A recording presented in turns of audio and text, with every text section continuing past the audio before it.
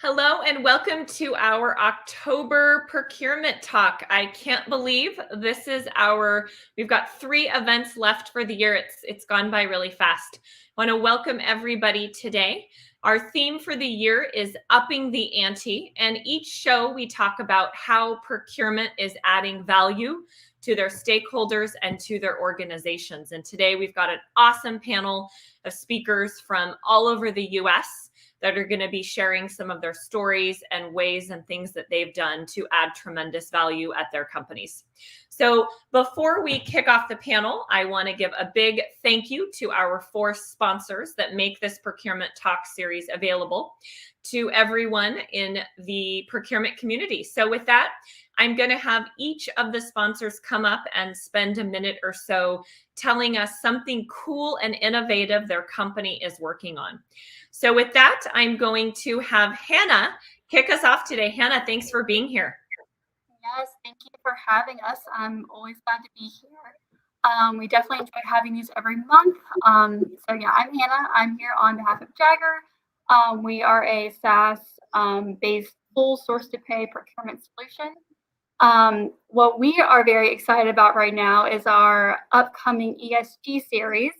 It's a 4-part webinar series that we are kicking off in just 2 weeks. So you can go to our website and register for that if you haven't already. The first one is just a kickoff. So you can hear why procurement with purpose is so important, how to assemble the right team of stakeholders, how to develop your own ESG strategy, and how technology can be an enabler. So we are definitely looking forward to that. I can't believe it's already 2 weeks away. So definitely check it out if you haven't. Awesome, Hannah. Thanks for being here, and I hope you enjoyed the panel discussion today. Thank you. All right, next up, we have my friend Eric joining us from New York today. Hey, thanks, Sarah. Appreciate it. And welcome, everyone. Glad you could attend today. We're happy to be a sponsor. And yeah, it's been a busy month since we last have been on. And, one of the things, the Evergrande Chinese, bankruptcy, in China really, we've been really busy, after that affected the markets. And with what we do, we produce predictive analytics around financial health for public and private companies and for procurement and risk managers to really manage the transparency and help with their supply chain, really looking at optimizing their supply chain. So we're really unique because we get those financial statements from the private company suppliers. And we did note the issues around Evergrande about a year ago, with their liabilities and debt. So it wasn't a surprise to us. Something innovative, we've been working on growing our FHR network where clients can invite suppliers to come in and get their financial health rating and do it once and share it with many. So yeah, enjoy today's panel. And I hear you have a vacation coming up. Yeah, that will be fun. Hopefully, I know the oil spill might affect it, but in Laguna Beach area and LA. So looking forward to that. Thank you. Awesome, Eric. Thanks for being here. Next up, we have Ken, who is joining us from Southern California. You guys have been getting lots of rain. Yeah, definitely rain. And I was going to say, hey, Eric, you come out here to Laguna Beach area. Let's do lunch, man. We're close. We're not that far. But yeah, so hey, I'm Ken Bomrick here, living in Southern California with the rain, which is odd. But here at Worldwide Services, so we're in the telecom department. So if you have an IT infrastructure such as server, storage, router, switches, things of that nature, that's where we come in and we can help you guys with your instant savings on looking at third-party maintenance, on extending the life of your network that you currently have, that you're currently running on. So we're in that group. We do various different other services. So anything we can help with, we'd love to do it. And I just got to throw it out there for my main man, David, tonight. Even though we're not playing each other, go Hawks. So let's see how they do against the Rams. Awesome, Ken. Thanks for being with us today. All right. So now I am going to introduce our moderator for the day. So really excited to have David McCarty with us. David and I have been friends, for several years now. He's absolutely awesome. One of the nicest, coolest people you'll meet in the industry. A couple fun facts about David before I bring him on stage is his great uncle was Billy the Kid. He bought his first car, which was a 1970 Camaro, from a junkyard and rebuilt it at age 15. So David, you've got to dig up some pictures here. We need to see proof of this. And David's choice of drink is vodka. And he named his 3 rescue cats Stoli, Sky, and Rika. So very, very clever. Thank you, Sarah. So excited to have you. And with that, I'm going to go ahead and bring our panelists up, and I will turn over the discussion to you.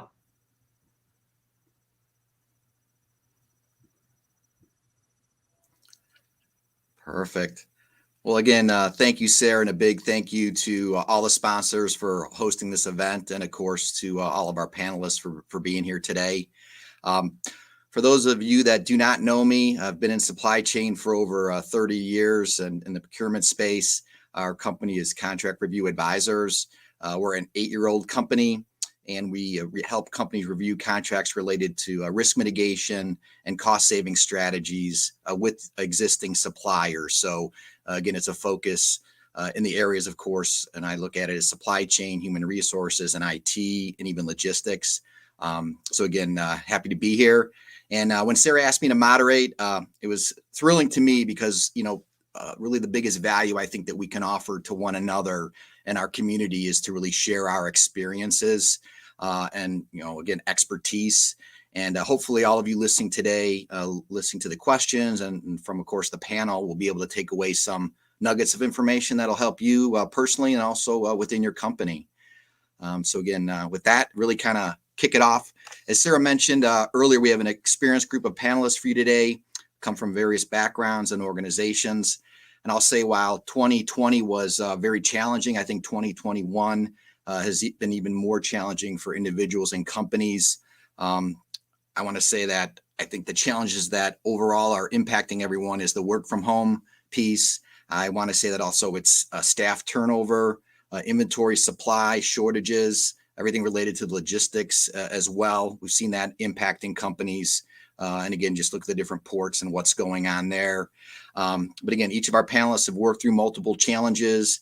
And during our time today, we're going to touch on, again, how they've added value to their stakeholders and, of course, to their companies. So really, we'll kind of kick it off and I'll start asking questions, of course. But what I'd like to do is for each of the panelists, from the first question, if you could give really your background and really your current role within your company. And that way we'll kind of take that right into the first question. So I guess let's jump right in to see how procurement can up the ante. Tamra, you knew I was going to call on you first because she said to me, everyone, I'm not really saying that I need to go first, David, but when you did that was just setting you up to go first. So again, so Tamra, my question to you is, how has your team provided value, and can you share some examples of that? Absolutely. Thank you, David. My name's Tamra Pawloski. I am the Global Procurement Director for indirect categories of program, services, and technologies. So that includes, it's a fancy way of saying that I have all of those back-end corporate functions like fleet, travel, marketing, professional services, HR services, consulting services, and software. A little bit about Corteva, just to, when I respond to some of this, you'll understand a little bit more, is that Corteva AgriScience is the only major agricultural company completely dedicated to agriculture. And so we are the youngest, oldest company out there because we are actually a spinoff of DuPont Pioneer, DuPont Crop Protection, and Dow AgriScience, who had 140, 150 years. But we are a little over 2 years old now. So think about that from a procurement perspective. We're taking legacy systems and legacy processes and bringing them into a new process. So that's a little bit about the company and a little bit about my professional background. David, I knew there was a reason I like you. Vodka is one of my favorites. Being Polish, I guess I can't help but like vodka. So appreciate that, and so happy to be here. So thank you all for the invite to talk today. And so let's talk a little bit about what my team brings to the table. And first and foremost, I have an amazing team here at Corteva, and but I will tell you that procurement is now expected to drive value beyond savings. So I could talk and give you examples of all of the savings that we provide and what is the normal, what I'll call the normal view of procurement. But there's so much more that we now have to do. And so as the role of a procurement professional and what we bring back to the organization expands into risk mitigation, compliance, market analysis. I mean, I can go on and on and on, but I think what would be probably better for all of you listening today is some examples. And so one big change that we did here at Corteva was look at how we support IT field service work in all of our 140 countries that we have around the world. And so in prior, we had, as you can imagine, 3 different companies supporting it because we had 3 different divisions that we were part of. And so what we did here is we aggregated, we leveraged, and we optimized, right? So we took all of that, brought that all together in an RFP. We did a strategic sourcing, which I will tell you is the best thing for us as a company to ensure that we're getting a competitive bid out and competitive market, right? And one of the things that was really important about this particular strategic sourcing is that procurement was introducing a new supplier into the mix. Because we did our market research, we took a look at all of the different suppliers that were in and were able to do IT field services. We included the incumbent. We also included some of our strategic partners, and then we had some new suppliers that we were introducing. So it's important for us as procurement professionals to really bring to the table some more innovation and value add. And by introducing new suppliers, that's one way we can do that. And so as we went through the RFP process, we noticed that this new supplier that came to the table was really taking a look at Corteva, not how our legacy companies had done things or anything like that, but looked at Corteva to see what innovation they could bring to the table. And in the end, they were awarded. They are now 8 months in and doing extremely successful. They're being extremely successful in their role. So a couple things here, right? We added a new supplier. We added innovation into the organization. And all in all, we had customer or stakeholder alignment and the ability to truly add value to that particular engagement. So that's just an example. I'm sure we're going to hear many more today. No, and I love that, definitely, Tamra. And I think what's important that I see with companies too is that the supplier looked at you as a whole and knew. You're bringing that fresh perspective. I think when you have suppliers that just look at the way things were done in the past, that's not really where you want to go in the future. So I think it's important that you did that. To ask you a quick question on that, how was it received with the existing, I'll say, category owners of the space when you were bringing in new suppliers? How did you get them to be receptive to that? Because I think so often we see that in procurement that, oh no, I've got my suppliers. What are you trying to do here? Add to the mix. So do you have anything to add to that? How were you able to accomplish that? Wow, I love the way you tee that up because that was one of the notes I forgot to state, right? Okay. So that was one of our challenges, right? Was the stakeholder alignment. And so what we did is we actually used the market research. So I know we had one of our sponsors does market research about the financial background of the companies and all of that, but also what they brought to the table. And so we had an opportunity to really sit down and talk to our stakeholders about what they were looking for. So it's interesting, right? One of the things you really need to do is listen to what your stakeholders are asking for. And then you take that and you convert it into why something would be successful, right? And so when they talked about innovation. They talked about optimizing. They talked about consolidation. So everything we were trying to do, we brought that to the table for this RFP. adding in the new supplier was actually something they weren't expecting. And in the end, actually, we just did our last business review meeting, and the lead on that in IT congratulated both procurement for bringing in a new supplier and how successful that supplier is being. And so that was really a win-win all around for the new supplier, for Corteva, and especially for IT, because they're now seeing a lot more innovation in this area than they had in the past. Mm-hmm. So it wasn't easy. It wasn't like they went, oh, okay, fine. You know, we had our challenges. But to your point, David, you know, as long as you're, you know, the other day I read something and it said, you know, do you know that listen and silence are the same letters? I didn't realize that until I was reading an article on that. And I was like, wow, so you have to stay quiet sometimes just to listen to hear what somebody's saying. Right. And, you know, I'll just add one thing to that. Then the other, you know, part of that is that, you know, your stakeholders saw how procurement can bring value to the table too. So that kind of can hopefully set you up then for once you've had success, you've proven yourself, and then that'll be hopefully a little bit easier path too when you walk down something new in the future too. Great. All right, Alexandra, I'm going to ask you a question next. All right. What does value mean to you, and how does your team work to deliver that value?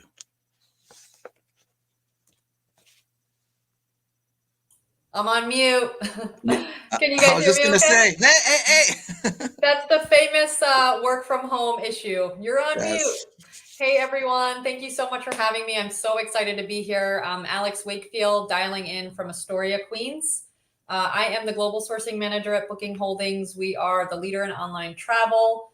We provide services to consumers and partners in more than 220 countries. And some of our primary consumer-facing brands include Booking.com, Priceline, Rental Cars, Kayak, and OpenTable. Those are the primary brands. There's a lot of subsidiary networks too. And so we've really dominated the space of travel technology. Prior to this, I was at JetBlue for 8 years, and I worked in several departments at the company, and I found my way to strategic sourcing, which was my home. And I spent most of my career managing a variety of categories in the commercial and onboard product space. I did fuel services and some airport services. And then landed in aircraft interior sourcing, which was really fun. I find the work that we do to be tremendously valuable and rewarding. I'm really excited to learn from this panel. And Tamra, similar to what you have to say, you know, I also was taking notes on what value means to the organization. You know, in our function, we talk about things like spend management and cost avoidance and data analysis and contractual compliance and all of those necessary functions of our job. But what I kept being drawn back to is really the relationship side of our support function and just bringing in, you know, your stakeholders to be a part of the journey with you. So I think for us, and in several of my roles in sourcing and procurement, really bringing in your stakeholders to be a value-added partner when you're building out things like your category plan and your strategy really helps enable and get that buy-in on the front end. And so that way, once you get the success of your project, it's not just cost, which is fairly one-dimensional, right? You have a target, you hit your target, and you have your savings. But what about all of that other stuff? What about the innovation? What about identifying new vendors? What about looking at supplier diversity? I mean, these are things that don't come up when you're just analyzing numbers. So I think for us, we like to build out a plan or have some type of a rough draft in place for a plan, and then bring our stakeholders in to start building on that with us. And it's really not just the stakeholders that are responsible for the vendors, but who else is touching the product or service? What do they have to say about it? What are some of their feedback? What are their data points that we can include into our engagements and our RFPs to get that much more value out of whichever partner that we're selecting? So I think for us, we found that, you know, in the category strategy planning and then the execution and ongoing management, this is not just the sourcing and procurement function, but this is something that we need to include all of our stakeholder groups in. And so, you know, getting that governance plan out there, the implementation plan, assessing supplier performance and compliance, that really takes a whole set of departments to come together. And it's more, you know, active sourcing rather than tactical sourcing. You're just setting the stage so that, you know, you can run a good plan, and that if anything happens in the back end with your supplier performance, you have a plan in place that you've built on with your stakeholders. And so that you're not just firefighting, but you're really going about a strategic approach of how you manage your category and have the buy-in from your stakeholders. So for us, we found tremendous value in that. I think sometimes we work in silos and it's hard to update everyone all the time, and things happen and you have to pivot and change course and your plans may change. But updating your stakeholders and keeping them, really close and connected with you along the process has really helped us contribute value to the organization. No, I definitely like that. And Alex, would you say too, was another part of your process and how you moved through that was aligning leadership too to support that as you went through the whole process too? Were you able to accomplish that to make it successful, or did you kind of have to go through the battle lines on your own? I think it's project specific, but leadership buy-in is always important from the beginning. So I think setting the stage in the beginning, make sure that leadership is aligned with your approach and your strategy, and then keeping them involved along the way. We usually do weekly or bi-monthly steerco meetings. So we include everyone on that invite. And I think it's okay to include as many people as you feel necessary, with the caveat that not everyone's going to be able to attend. Everyone's busy. We all have a lot on our plates, and that's inevitable. I don't think that's going to change. But having that awareness there, hey, we're having this monthly steerco. We'll send follow-up action items and notes afterwards, so anyone who couldn't attend are aware of what we're doing. Really helps to keep people engaged, even if they can't be, virtually on a meeting and call with us. So leadership alignment, I think, is definitely one of the more critical pieces. I think when the business is happy, then leadership knows that we've done our due diligence and that we're serving our purpose. And usually they have less questions when they know that the business is happy. So that's always feels good. All right. Excellent. All right, Eric, want to ask you, how has your sourcing experience working in the variety of business verticals help you transition into your new role at Matchbook and then working with the biopharma life science procurement space? Sure. Thanks, David. So Eric Scholl, and I'm coming from Fairfield, Connecticut, so not too far away from you, Alexandra. So thank you guys for the opportunity to join the panel. It's always a big deal to be part of a group like this, so thank you. I'm managing partner at Matchbook US. We basically provide procurement services for biopharma, life sciences companies that are emerging and growing. And my role has been to, support client relationships, operations and sourcing, new business development, strategic development, kind of the whole kit and caboodle, if you will. So good question. So, my background has come from a number of different verticals, some pharma, but, there's been finance, there's been nonprofit, there's been some banking involved, you name it, some CPG, et cetera. So, being able to come into the pharma area, all these different verticals have different nuances, right? But when you start boiling things away, you start getting down to some basics of business management. And it's really about kind of hearing what people need and how you can be effective within their industry, right? So, a lot of talk about niches within the different verticals, as I said, right? All these nuances, pharma certainly has a number of different specific needs, as does banking, as does, CPG. But when you pull that back, what I've really found is the key is, providing quality goods and services and strong customer service, right? So within pharma, that's huge, right? With everything that's going on, it's understanding, what the client's needs are within that, right? So, make sure you're providing a quality service, you're crossing your T's, you're dotting your I's. And, Tamra had talked about listening, right? So it's key to listen to what everybody's talking about. What are their customers saying? What are your clients saying, about your own business, right? So make sure you provide that customer service so that you're always on top of what they need, and always kind of, sharpening the pen, if you will, in the sense of making sure that you're speaking to their needs and hearing them. So it's also, I'll say, it's very encouraging in my time here. I've been here a little over 3 months now, and hearing clients talk about they aren't just looking for the least expensive offer or the least expensive opportunity or supplier. There's definitely, I think since the pandemic, more of a focus on true value as opposed to just cost, right? So you kind of tie all that together, provide the quality services, give strong customer service, and it's really something that can help, in any vertical. Oh, no, absolutely. And it is so true. I think where, I hate to say it, the time of just price, and the pandemic, maybe a blessing through all that. It showed us that there's more important pieces of the puzzle, or just as important pieces of the puzzle as having, a price that's aligned with what should be expected. It's all the other pieces that really make the complete offering of a supplier, really a partner that you want to have, Eric. Yep, absolutely. Melissa, what kind of ties into a question I want to ask you then too is, do you have specific examples of value-added activities for procurement? Yeah. So my name is Melissa Drew. I'm coming from Maryland on the East Coast. I've been in procurement supply chain for about 27 years, and I've been both on the buy side, on the sell side. So I have this perspective of looking at it from two different angles. I've also been on the supplier side, so add that as a third angle. And I think what I've heard today is really resonating with the biggest challenge to that question is the definition of value. For example, value is typically defined what someone believes is important or useful to them. And I think Tamra and both, Alexandra, you guys have hit this quite perfectly in that you're listening to your stakeholders because their definition of value is completely different than what procurement thought their value was. I think App Orchid just did a survey recently where they sent the same set of questions out to procurement professionals and they did to the internal stakeholders. And what was unique about the results is that the procurement folks who answered that had a very different idea of what they thought their priorities and their value was versus, say, the individuals responding from the business looked at it completely the opposite direction. And I think specifically, because Tamra, you mentioned innovation was not the top 5 result for procurement, but it was one of the top 5 results from the business. The business want to see procurement bringing that kind of innovation in.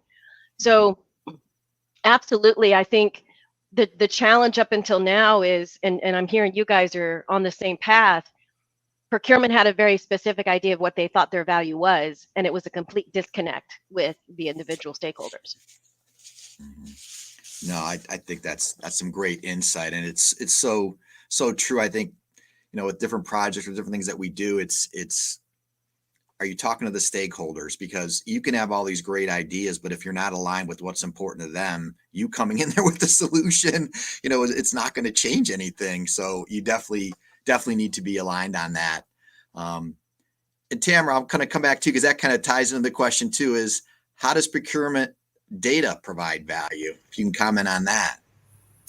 Yeah, so if you think about the procurement data that is out there, there's a lot of it, right? So, but what the company can actually utilize it for is to really spot patterns in behavior that may have not been noticed somewhere else, right? And so if you think about it, procurement is the one area where you see the total spend with a supplier, right? In other instances, it's in everybody's budget, right? So they see what their spend is with the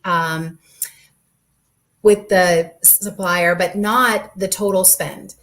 And so data always tells a story. So we got to make sure that story. Now, again, I will tell you, this was my challenge when I first came in. And, when you have data from 3 different companies, 3 different ways, it can be very trying to get that all brought together so that when you're presenting that data, it has one look to it, right? Because one thing that we in procurement need to make sure is that our data is consistent, that it's well organized. Well, of course, that it's accurate, because we want to make sure that we have the accuracy, and that it's trustworthy.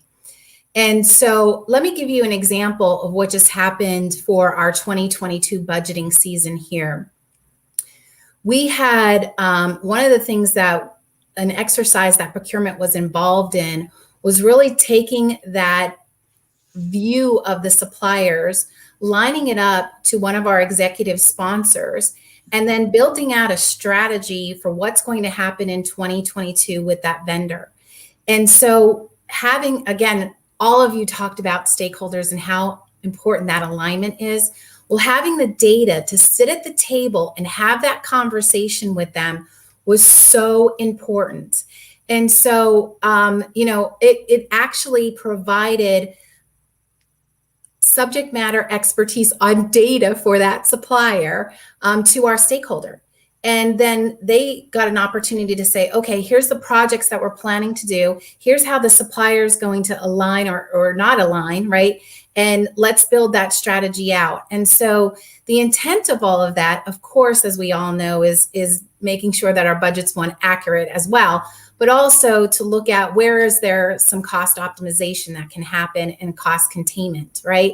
And so that allowed them to then look at not only the budget, but then also where can they make some adjustments so that they can bring in some other innovative ideas as well into their budget and self-fund it. So it was a great conversation. And I will tell you, if we didn't have that procurement data to start with, there was no way we were going to start having that discussion and be at the table. So data, I will say, everybody said, cash is king. I hate to tell you this, but I think data is right up there with it, right? Right. I completely agree. And I'll say clean and accurate data too. Yes.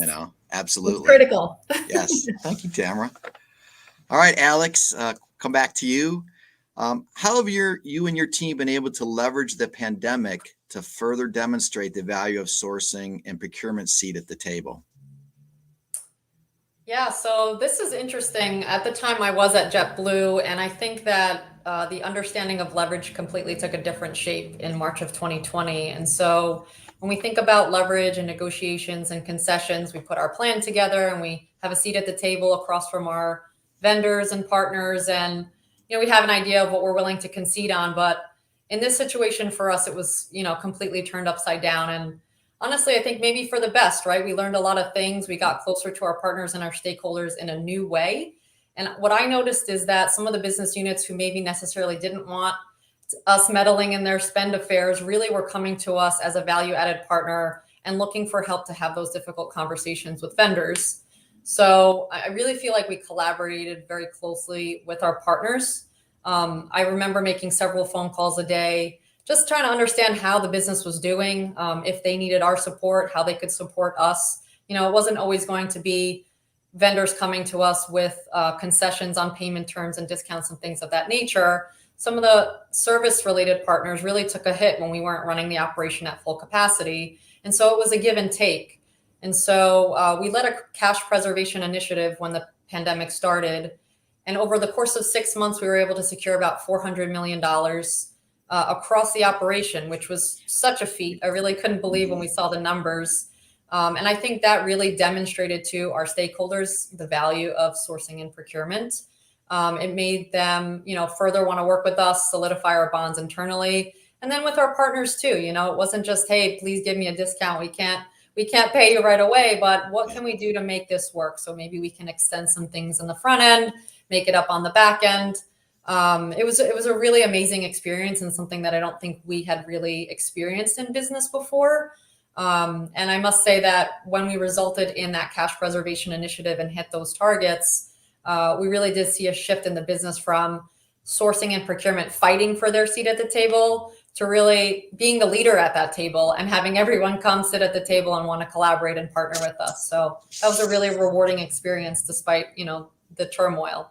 Right. No, I think that's great that you mentioned that, because that's the value that, again, I think sometimes procurement is seen as as you said, the price, when you can show that additional value piece. But then Alex, another key point you mentioned is on the supplier side. I think, for a lot of individuals and companies, it opened up that idea of, okay, talking and having better communication with your supplier partners and how can you work together to bring value. And again, just, I think so many times, individuals or companies might not be asking those questions. And so I think it's important. So that was a great job there. All right, Eric, kind of tying in that, what best practice have you found most effective in your new role as managing partner of a procurement services firm? Sure. So, there's quite a theme that's developed here, and I'm going to move on it too. But, you hear a lot about lean processes, improving the processes there, your supplier reduction or optimization, right sizing, data management cleanup is key for, best practice. What I've kind of found, it's interesting in procurement and sourcing is, those all have a key purpose in everything that we've been doing. But best practice, listening, right? 2 ears, 1 mouth, right? Just what we've been talking about all day. it's interesting because in the biopharma space, I've been immersed in, a number of conversations dealing with IT and scientific discussions and emails that honestly, they're beyond my expertise, right? But my role in what I do is to listen to the heart of what's needed and what the clients are talking about internally, and then become a matchmaker between what our consultants and subject matter experts can do. Be that matchmaker, right, and listen to the heart of what the client needs, and then or is asking at least, and then find out what their true needs are.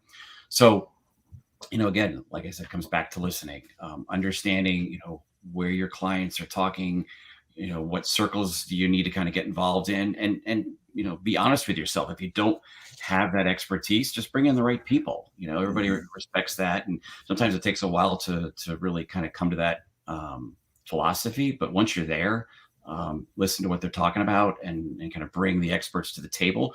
You kind of gain more a stronger advantage with your client, because they understand that you're going to bring the right people to the table that know how to help solve their problems. So listening, again, big theme today, and I'm going to keep building on that. Right. No, Eric, I agree. The listening is so key. But thank you. Sure. Melissa, what is the role, or you say a purpose of procurement? Love to hear your take on that.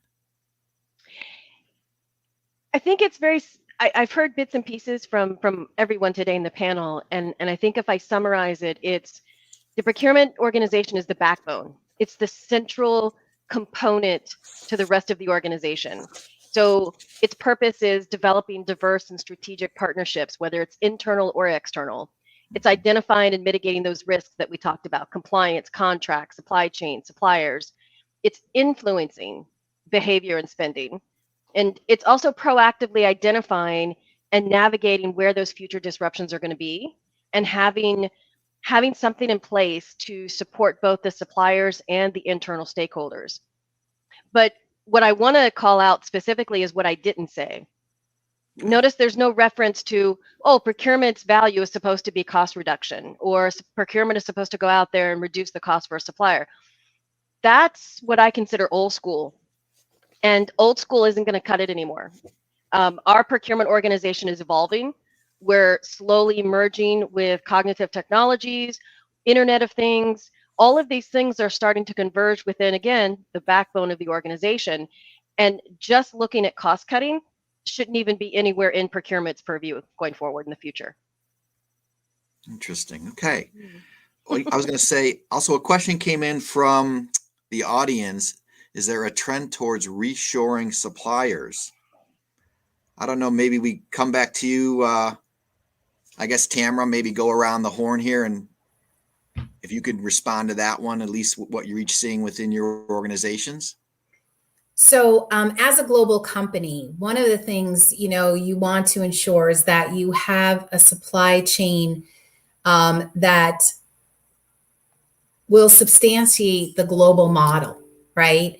And so when we talk about reshoring for Corteva, it's a little bit different because we've got places all over the world, right? So it's not really reshoring, but it's where we find supply. And yes, there's been a tremendous amount of supply disruption. I will tell you, I explained when I first introduced myself that I have fleet. Well, you can imagine as an agricultural company what the issue is with trying to get trucks right now. It is unbelievable, right? And so huge challenge for us because of the chip shortage that we're seeing. Does that mean that we're going to start to, buy different? Are we going to look at, an electric car? All of that, yes, all of that's in the strategy. But reshoring in some instances will take more time to do that. But I do want to just say that I think from a supply chain perspective, it is good to have various models that work within so that you don't have this supply disruption.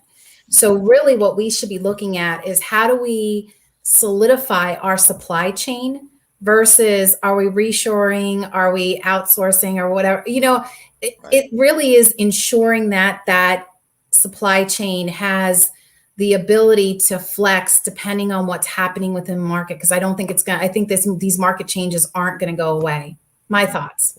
Right. No, I would agree with you on that. Definitely. How about you, Alex? I don't know if that, how much influence for you in with the reshoring of suppliers? So for us at the time, I don't know if anyone had the experience or the luxury of having to source PPE last year, but we really noticed volatility in the market where, a box of gloves that was $3.50 was now $37.50. And even if you did place an order, you weren't even guaranteed that you were going to get the product. So I think to Tamra's point, it really was a combination of looking at your supply and where it needed to go, and the reliability of the suppliers. There are all sorts of new vendors out there taking advantage of the situation and starting new PPE companies, but is it worth the spend? And is it a reliable product? And so I think it's a blend of the two. You need to look at your costs and you need to look at the reliability of the service. But I think it really is case specific. In that case, we were ordering product from Asia. We were unable to get it. So we did, do some things stateside. But again, you need to balance out what makes sense, especially if the operation is losing money. Absolutely. How about yourself, Eric? Sure. I mean, we've definitely seen it. Within the pharma industry, we have one client specifically who has an initiative to try and move some of their operations out of China into either the US, India, or I'll say Western Europe. There's a concern there around the political climate and where things are going to end up, and they don't want to get held up with any kind of supply chain issues. And I know, from a little tangential to that, a neighbor of mine actually does a lot of print business, and he's been trying to get stuff out of China to move it to the US. And he's been very successful with doing that. So there's definitely a concern about bringing things either closer to the US or into the US. Okay, thank you. Melissa, do you have anything to add there as well? I think it's a really fluid conversation. I know that during the pandemic, a lot of us, in the consulting, we ended up becoming facilitators, networking. Okay, you've got extra over here of somebody that needs this and this person needs that. And we ended up becoming this network of, communication and exchange so that everybody could get what they wanted. But to address the question that you just asked, pros and cons, like I'd hate to even answer what I think what should happen, but there's we went with a different type of procurement model 5 years ago because we thought that was the best way to get and reach, consumer demand, through this agile, I think 2015, there was an article that said that procurement is now in the agile state. We're moving away from strategic and moving into agile. Well, we've slowly been in that agile state for 6 years for now, and we still have the same gaps we had before. So no, absolutely. We need to shift, there's a new shift coming, because of this, where we're going to be moving out of the agile state. And I think, a couple of you mentioned it before with data. Data is going to be that primary component that's going to help us address these questions that we're asking. The question here is, where's the data and how we can get to it? Right. No, I agree. All right, we'll kind of get to the end of questions too. I know I'm trying to be respectful of the time and everything. So Tamra, kind of tying into that a bit too, as we see continuing change in various industries, how do you see procurement's role changing? Yeah, so, when you look at what has happened in the last 18 months with this global pandemic, there's not many positives, right? But in this case, for procurement, I do think that this function has been elevated in many organizations. And, when you think about what our stakeholders are struggling with, right? They've got budget pressures. They have, we just talked about the high risks of supply chain disruption, right? There's a changing way that we're working. There's market volatility and the drive for sustainability. We all have that in our, goals. And also, how are the skills then evolving, right? And so when you think about that, one of the roles that procurement needs to move into is really becoming this procurement analyst. And I think Melissa hit right on it, right, when she was giving the description, right? We really need to have the ability to do this data management this data diagnostic, and provide a description of what's happening in our supply chain, what's happening in the market, what's happening with our supplier. Make sure that we're not only predicting what's going to happen, but we're prescriptive in what's happening. So that's, I'm grouping all of that into like a procurement analyst, right? Versus what I would say the normal procurement negotiator, because you really need to have all of that data in order for us as a procurement discipline to move to that next step. Mm-hmm. My thoughts. I would agree with that too. All right, Alex, do you have any advice for new procurement organizations when building a new team or covering new areas of the business? Yeah, so I could give advice all day on this. Still working to figure this out on my team. We're a relatively new function, a global procurement team. And so bringing the business together across the globe in several markets, we have 6 main brands that are all over the world. I thought of 3 things when I was thinking about how best to answer this question, aside from obviously what we know and do every single day with our data and our market insights. Really, the first thing is just to connect with everyone possible, right? When people are spread all over the globe, it's easy for people to get left out. And people are the ones to give you those data points that you wouldn't get from, an Excel spreadsheet or from a requirements document. So to me, that's critical. Let people know who you are, what your mission is, what your objective is, and get their feedback, see what their goals are, understand how they align and maybe where they don't. I think that's really good to set the stage up front. Collaborating with these partners as you go through the journey allows them to give you feedback or push back on you where you might not have that if you're just sending out an email or just like an update on what the project is that you're working on. And then just over communicating, I think, is essentially key. So if people know what you're doing and you demonstrate the value of procurement and your function and what your team is doing, I think that gives the business more buy-in and gives your team more credibility. It allows people to know what you're doing. And then also people will feel more trusting to give you feedback if you are missing the mark. I mean, we don't always get it right. If you have your data and maybe there's some inaccurate data or you're reporting on it wrong, it's good to catch those things up front. And I don't think you can do that unless, you collaborate and communicate. So those are things we actively work on every day. They're a work in progress. We'll continue to fight the good fight. And I think those things are very helpful as we kind of build out our global procurement team. No, I love that. And a great point there. And sometimes maybe we gloss over it, is really checking with the data points with everyone involved. Is everyone agreeing on everything through the process? It's not getting that data and, crunching everything and then coming back with a solution at the end. To me, it's having a nice cadence and checking in with everything that ensures just the success of the overall project. Yeah. All right. Eric, what type of value is key for you to bring to your clients in the biopharma life sciences market? Sure. So, a lot of value is always talked about with resiliency, risk mitigation we've been talking about, ensuring spend optimization, all key factors in everything that we do. But kind of journeying along, you kind of realize that there's a term, communication development, right? So understanding, again, listening, like we talked about, empathizing with your client. It's interesting because how your client communicates to their clients, right? Especially in our business in the biopharma life sciences world, right? Who are they talking to? They've got doctors that they're reaching out to. They've got patients, healthcare practitioners, you name it, right? So it's understanding what their communication is and how they need to develop it. So interesting, quick story. I know we're running up on the clock here, but over the past 2-3 weeks, we were working with a client to help find their both agency of record and their patient advocacy agency. And literally we listened to at least 12 different pitches, right? And the goal is, okay, find the best fit for the client within the agency.